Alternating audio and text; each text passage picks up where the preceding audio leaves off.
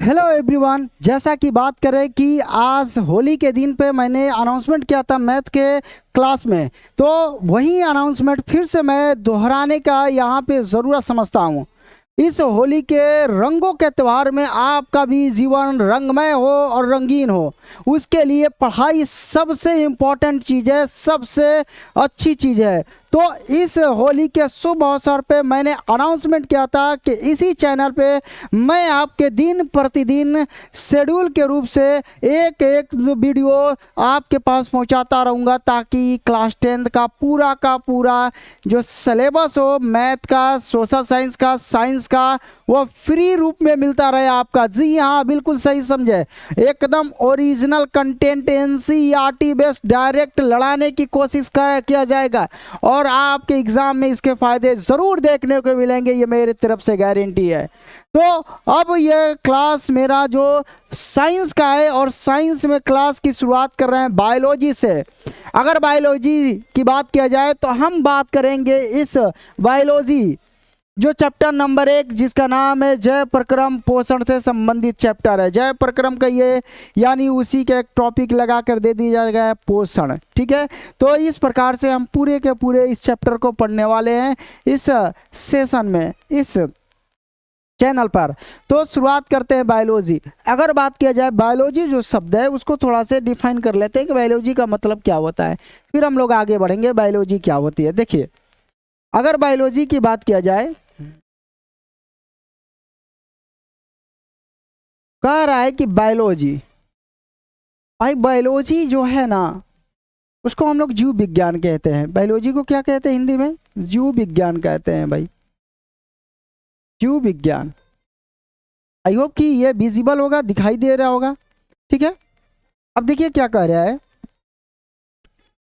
जो बायोलॉजी है वह दो शब्दों से मिलकर बना है। एक बना है बायो प्लस एक बना है लॉजी, ठीक है। बायो के मतलब क्या होता है? तो भाई बायो का मतलब ही होता है कौन सी? जैव।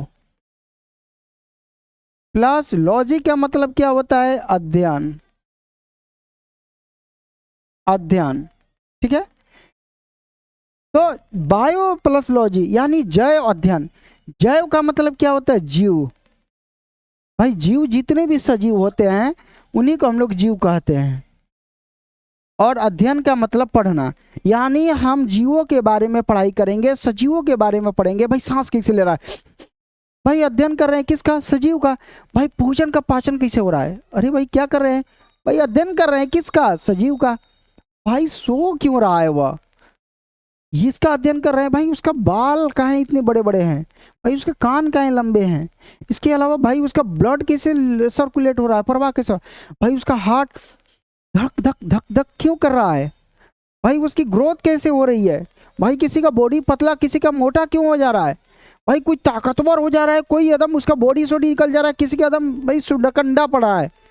आखिर हो क्या, कैसे हो रहा है? भाई ये सब पढ़ेंगे कहाँ पर? जी अब ये पढ़ेंगे बायोलॉजी में, यानी इस जीवों के बारे में। आप उसके शरीर के बारे में कुछ भी पढ़िए, वो सारा अध्ययन किसी का है? जैव का अध्ययन कहलाएगा। जैव का अध्ययन कहलाता है बायोलॉजी, यानी जीव विज्ञान में। ये बात समझ में आ गई? जीव विज्ञान जो शब्द है, यानी जो बायोलॉजी शब्द है, एक इंग्लिश वर्ड है, याद रखिएगा। ये कैसा वर्ड है? तो ये एक इंग्लिश वर्ड है, इंग्लिश वर्ड है, ठीक है। ये एक इंग्लिश वर्ड है और सबसे बड़ी बात है कि यह इंग्लिश वर्ड, जो इंग्लिश वर्ड है बायोलॉजी, वो ग्रीक भाषा से मिलकर बना हुआ है। बायो प्लस लॉजी, ठीक है। लॉजस, इसको बायोलॉजी नहीं कहते, लॉजस कहते हैं, ठीक है। बायोलॉजी नहीं कहते, लॉजस कहते हैं, लॉजस। बायो प्लस लोजस, लोजस का मतलब अध्ययन करना, लॉजी, ठीक है। थोड़ा सा यहाँ पे लोजस शब्द हो जाएगा। तो ये बात है। इसको किसने दिया था? तो इस टर्म को दिया था दो व्यक्ति ने। एक सॉरी, इसके किसने टर्म दिया था? तो लाइमार्क और टेबिनास ने दिया था। इस टर्म को किसने दिया था? तो किस जीव विज्ञान जो टर्म है इसने किया, कौन दिया था? तो एक व्यक्ति थे लाइमार्क प्लस टेबिनास, टेबिनास ने दिया था, ठीक है। टेबिनास ने दिया था। और यह टेवर्नियस भी कहा जाता है, टेबिनास ने दिया था। और अगर बात किया जाए तो इसके पिता कौन है बायोलॉजी के? तो भाई बायोलॉजी के जो फादर है उनको किसको माना जाता है? तो अरस्तु को माना जाता है। किसको माना जाता है? अरस्तु को माना जाता है। ठीक है, तो बायोलॉजी के शब्द की बात किया जाए, अब बायोलॉजी में बहुत चीज़ें हैं मगर वो सब हमें नहीं देखना है। ठीक है, बस आपको एक मोटा मोटी चीज़ें हमको बता दिए। अब आपके 10th के पूरा का पूरा हम लोग सिलेबस पे क्या करेंगे, फोकस करेंगे, क्योंकि कभी भी एग्जाम में ये सब पूछा नहीं जाता है।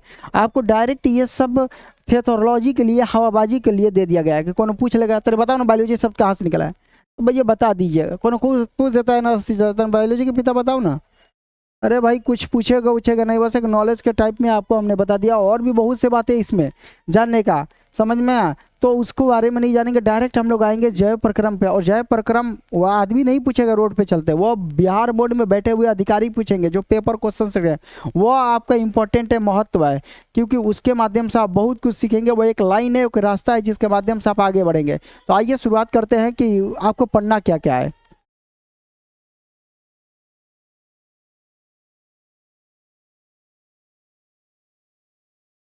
एक्चुअल में देखा जाए तो ये भारती भवन का बुक है, और भारती भवन के साथ साथ इसमें जो मटेरियल है वो एनसीईआरटी का भी है। ठीक है, आप इसमें जुड़ सकते हैं। अब देखिए इसमें आपको मुख्य रूप से कितने चैप्टर पढ़ने हैं वो आपको दिखाई देगा। चलिए देखिए कौन कौन सा आपको चैप्टर देखने को मिलेगा। तो सबसे पहले आप जो चैप्टर पढ़ने वाले हैं भाई, ये है जय प्रक्रम पढ़ने वाले हैं। जी बिल्कुल सही, जय प्रक्रम यानी पोषण के बारे में पूरा डेडिकेट है। पोषण में ही नहीं पढ़ेंगे, पोषण के साथ साथ हम लोग दो प्रकार के पोषण पढ़ेंगे, एक स्वपोषण और पर पोषण। उसके साथ पर पोषण में 3 प्रकार भी देखेंगे।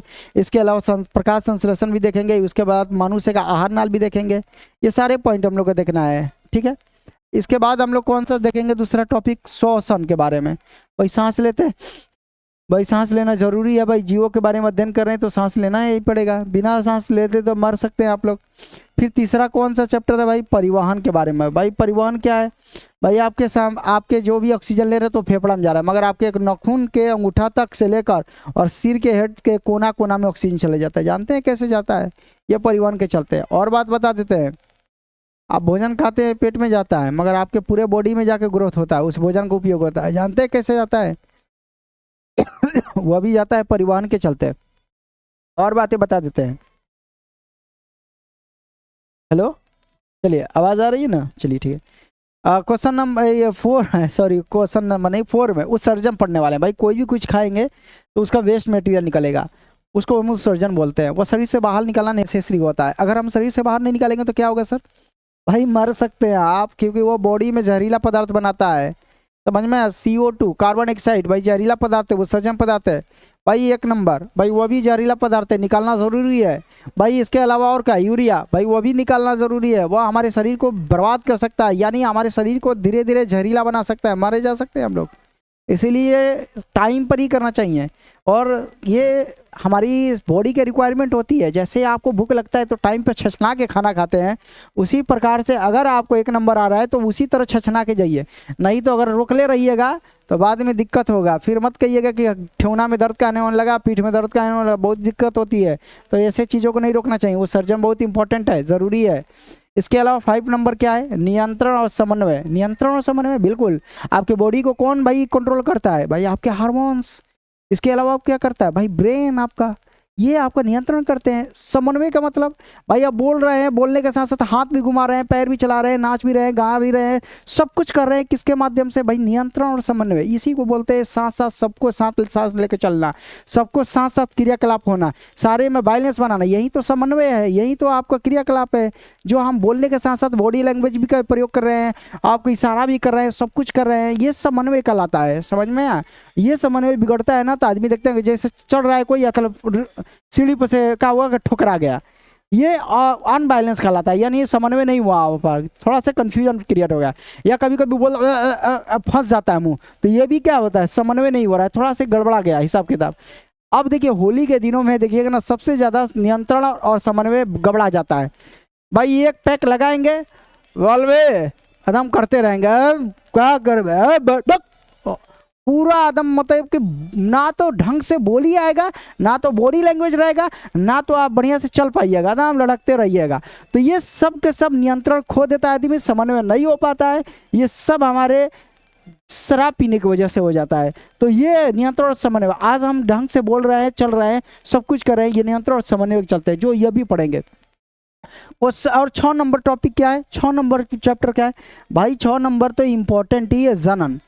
क्यों इम्पोर्टेंट है भाई, ये जनन नहीं होगा ना तो ये पूरा सृष्टि खत्म हो जाएगा। समझ में हर एक जीव का जनन होना जरूरी है, समझ में अगर जनन नहीं होगा ना तो गड़बड़ा जाएगा माहौल पूरा सृष्टि। जैसे पेड़ पौधों का जन्म नहीं होगा तो भाई खाएंगे क्या, खेत में आपने रोप दिया फसल, जनन नहीं होगा तो कैसे फसल का बढ़ोतरी होगा।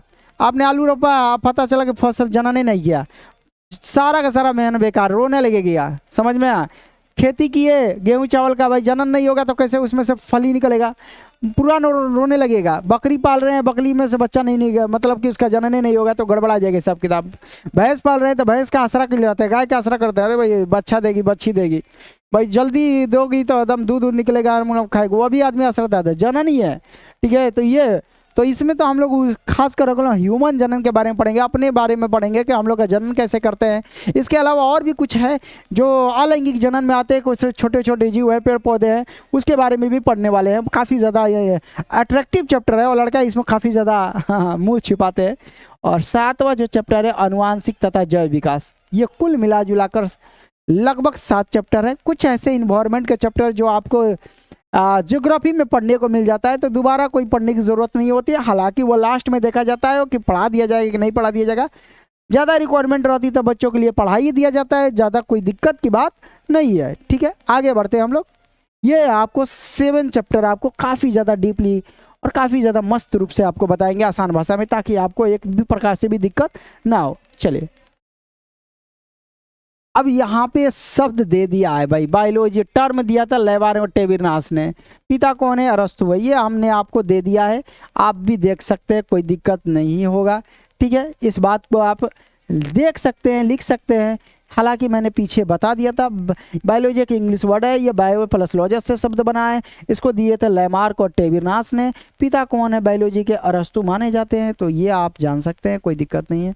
और नेक्स्ट पॉइंट क्या कह रहा है, और भी कह रहा है कि कुछ बातें हमने बोला था ना, जैसे वनस्पति विज्ञान का जनक कौन होता है, थियोफ्रेस्टस है। ये सब के सब पॉइंट हवाबाजी करने के लिए है भाई। कोनो बेटा आगे आप पूछा क्या करे भाई कौन कोचिंग पढ़ता है, नहीं बताऊँ ना, तो जैसे बोला था आप भी दाग दीजिएगा, मैं सही लिया, वो गड़बड़ा जाएगा, कहीं कि तभी हम नहीं लिखा है 10 क्लास का एक्स्ट्रा पर नॉलेज है।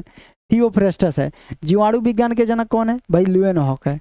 और सूक्ष्म जीव का खोज किसने किया था भाई, लुई पास्चर ने किया था। किसने किया था, लुई पास्चर ने किया था। इस बात को ध्यान रखेंगे भाई, दिखाई दे रहा है ना,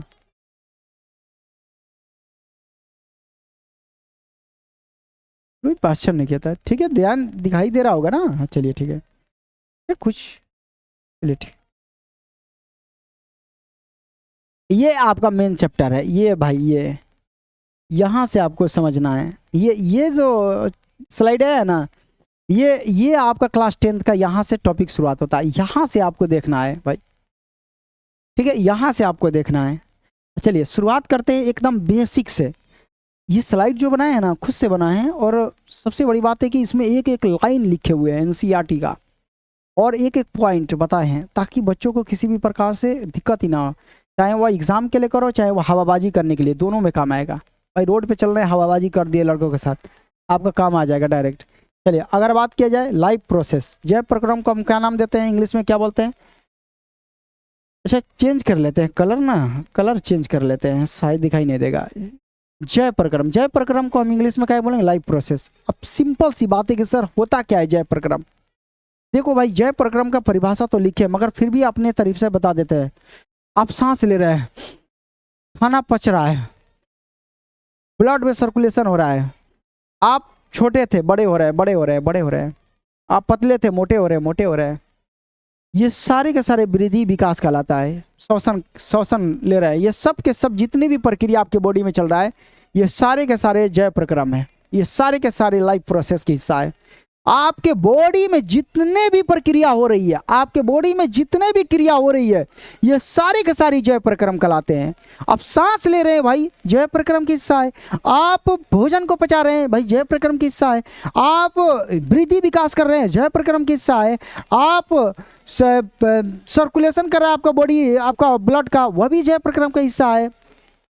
आपका बॉडी टूट फूट गया, उसके नई कोशिका का निर्माण हो रहा है, जय प्रक्रम है भाई।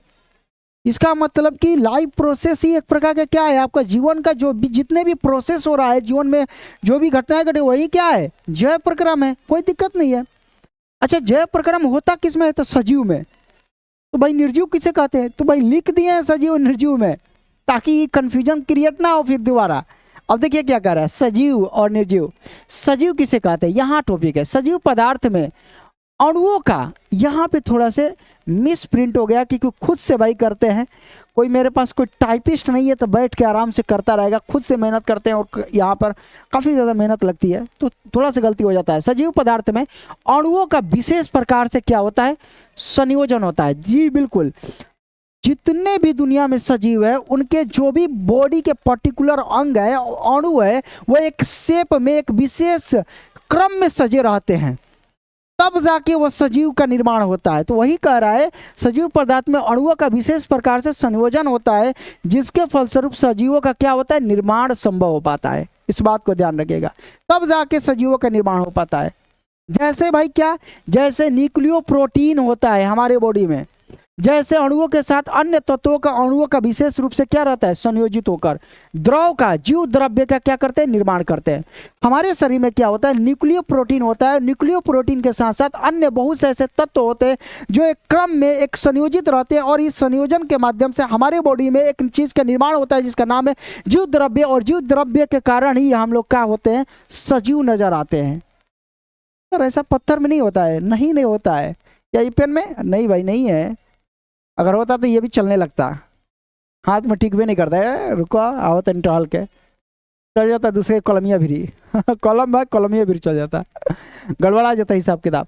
तो ये कहलाता है कौन चीज़, सजीव। भाई निर्जीव में ठीक इसका उल्टा है, मतलब निर्जीव में ऐसी कोई भी संयोजन नहीं प्राप्त होता है, कोई भी ऐसा न्यूक्लियो प्रोटीन नहीं पाया जाता है, इसमें कोई लक्षण ही नहीं दिखाई देता है। तो इस प्रकार से आप समझ सकते हैं। आगे बढ़ते हैं हम लोग।